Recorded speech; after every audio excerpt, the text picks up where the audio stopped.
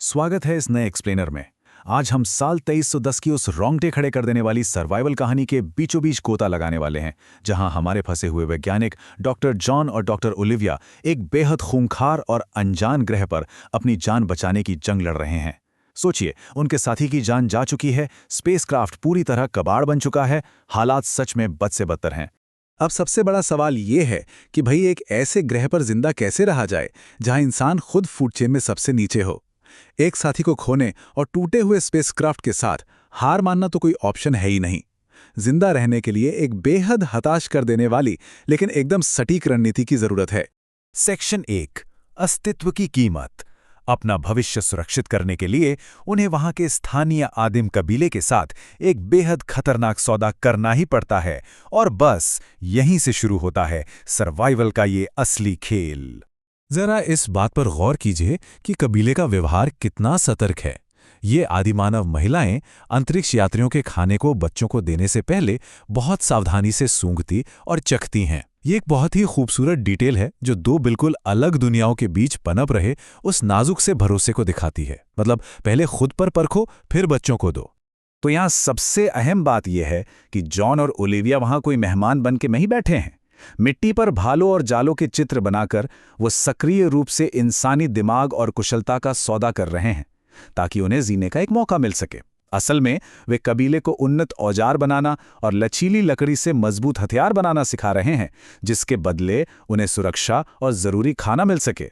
Section 2, 2 हिस्सों में बटा ग्रह। जैसे जैसे वे आगे बढ़ते हैं, एक ऐसा चौंकाने वाला सच सामने आता है जो इस ग्रह को लेकर उनकी पूरी रणनीति को ही पलट कर रख देता है। उन्हें पता चलता है कि वो एक बेहद जटिल और बंटे हुए सामाजिक राजनीतिक इकोसिस्टम के बीच फंसे हैं। एक तरफ हैं घने जंगलों में रहने वाले शिकारी जो तेज हथियारों पर निर्भर हैं और हमेशा खूंखार जानवरों के खौफ में रहते हैं, तो वहीं दूसरी तरफ खुले मैदानों में रहने वाले किसान हैं जो बिल्कुल सीधी कतारों में जौ की खेती कर रहे हैं। इस पूरी भागदौड़ और खौफ के बीच एक बेहद शांत और भावुक पल आता है, जब ओलिविया को अपनी धरती, अपने घर की याद सताती है। अंधेरे में उसे एक आदिमानव महिला से अप्रत्याशित सहानुभूति मिलती है, जो उसे खाना और एक सुकून भरा स्पर्श देती है। ये साफ दिखाता है कि भाषाएं भले ही अलग हों, लेकिन भावनाएं हर जगह एक जैसी ही होती हैं। उसी दौरान दूसरी तरफ जॉन की मुलाकात किसान कबीले की एक सदमे में डूबी हुई एकदम शांत लड़की से होती है। वो लड़की गीली रेत पर जो चित्र बनाती है ना, वो सच में रोंगटे खड़े कर देता है। वो चित्र बहुत ही साफ और खौफनाक तरीके से बताता है कि मानव माता पिता को बेरहमी से पिचलने वाला इस दुनिया का असली एपेक्स प्रेडेटर यानी सबसे बड़ा शिकारी आखिर है कौन। और ये जानकारी एक बेहद खौफनाक थ्रेट मैट्रिक्स तैयार करती है। सीधी सी बात है, अगर जॉन और ओलिविया किसी एक कबीले का पक्ष लेते हैं तो दूसरा उनके खिलाफ हो सकता है, लेकिन कड़वा सच तो ये है कि दोनों ही कबीले उन क्रूर शेरों का शिकार हैं जिनका इस जंगल में कोई मुकाबला ही नहीं है। सेक्शन 3, 2 मोर्चे, एक रणनीति।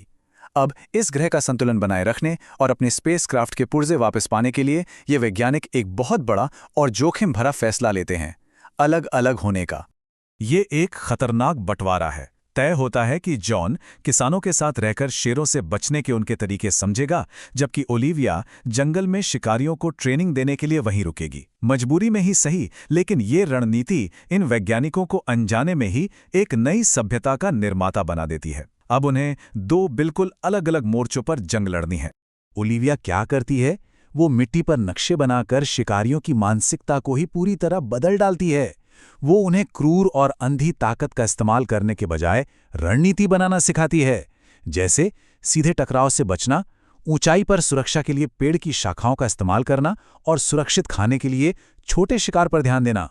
सेक्शन 4, एक नई नींव। ये महसूस करते हुए कि खुले में रहना सीधे सीधे मौत को दावत देना है, ओलिविया सभ्यता को स्थापित करने की दिशा में एक बहुत बड़ा कदम उठाती है। इस अनजान ग्रह पर वास्तुकला यानी आर्किटेक्चर का जन्म होते देखना सच में बेहद दिलचस्प है। मजबूत पत्थर इकट्ठा करना, मिट्टी और पानी का गारा बनाना और दीवारें खड़ी करना।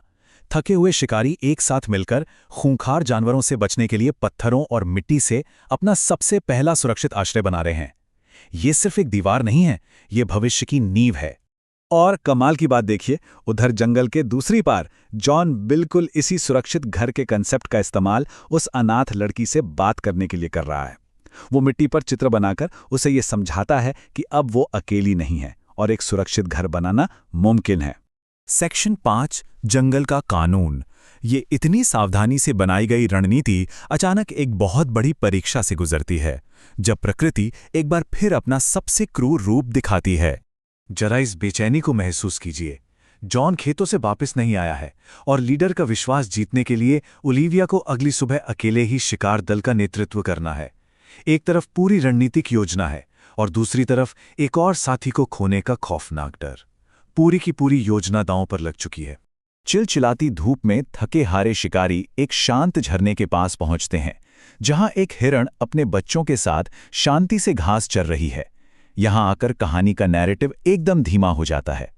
ये शांत और कुछ हद तक बेमेल लगने वाला दृश्य एक अजीब सा ठहराव लेकर आता है। ओलिविया के मन में एक गहरा द्वंद्व शुरू हो जाता है। मानवीय करुणा और जिंदा रहने की क्रूर जरूरत के बीच का ये कॉन्ट्रास्ट बहुत ही दर्दनाक है। क्या सर्वाइवल के लिए एक मां को मारकर उसके बच्चों को अनाथ कर देना सही है?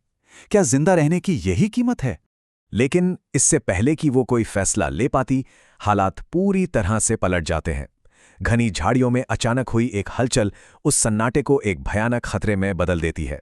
एक विशाल शेर बिजली की तेजी से झपटता है और देखते ही देखते कुछ ही सेकंड्स में हिरण और उसके बच्चों को बेरहमी से फाड़ डालता है। ये खौफनाक और हिंसक क्लाइमैक्स ओलिविया को ये साफ कर देता है कि उसके दिल में भले ही दया हो, लेकिन इस अनजान ग्रह पर दया के लिए कोई जगह नहीं है। और ये सब हमें एक बेहद डरा देने वाले विचार के साथ छोड़ जाता है। जॉन का आखिर क्या हुआ होगा? और इंसानियत एक ऐसे ग्रह पर कैसे टिक सकती है जो बस उन्हें मारना चाहता है? ये कहानी केवल सर्वाइवल की नहीं है, बल्कि इस बात की भी है कि हम जिंदा रहने के लिए क्या बन जाते हैं। क्या लगता है, इस खौफनाक ग्रह के सन्नाटे में इंसानियत बचेगी या जंगल का कानून जीत जाएगा?